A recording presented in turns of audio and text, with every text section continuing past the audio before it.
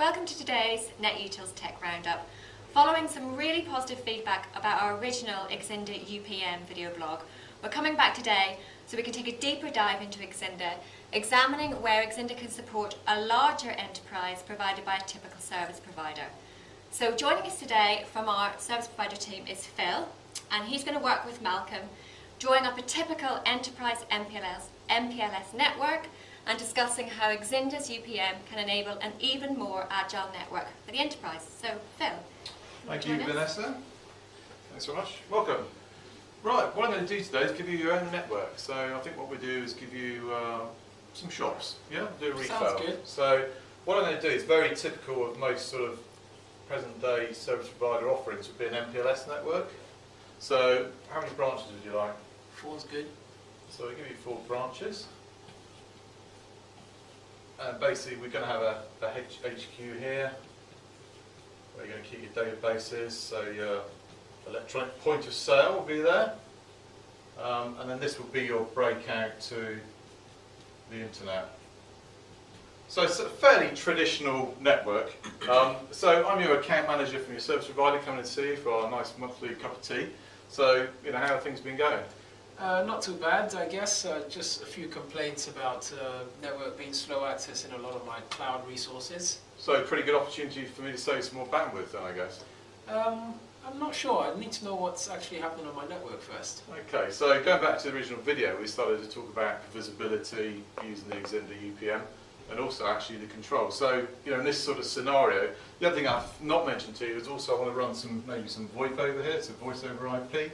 We've already got our web servers over here, and we've got CRM, so let's put Salesforce on there for you as well. So it's starting to get busy also on my internet connection.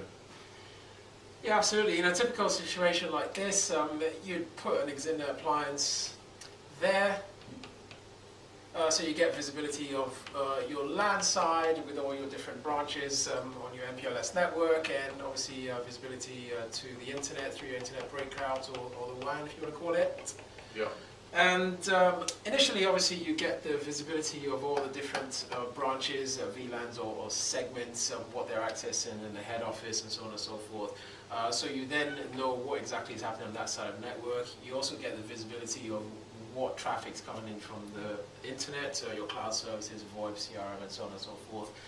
Once you have that, you can then prioritize and control that traffic via policies on the Exinda appliance. So, for example, your EPOS type downloads from the different branches might be happening at a particular time, and you need to prioritize that traffic over anything else like BitTorrent or anything like that. So you can do that on the Exinda appliance as well.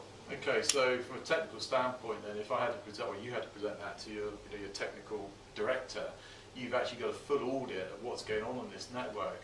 So before I can sell you as your account manager and service provider any bandwidth, you can actually justify whether there's a need for that. Absolutely, and obviously with the cloud services as well, you can prioritize those services, so you don't necessarily need a bigger pipe. Yeah. And of course the reporting on the Exinda is quite good as well, so you can use those tools as well. And it's critical because actually what I'm finding certainly from my area is that this area here where people are taking more cloud services, if you like, it's critical that you actually know the size of that pipe and how you can actually start to control it.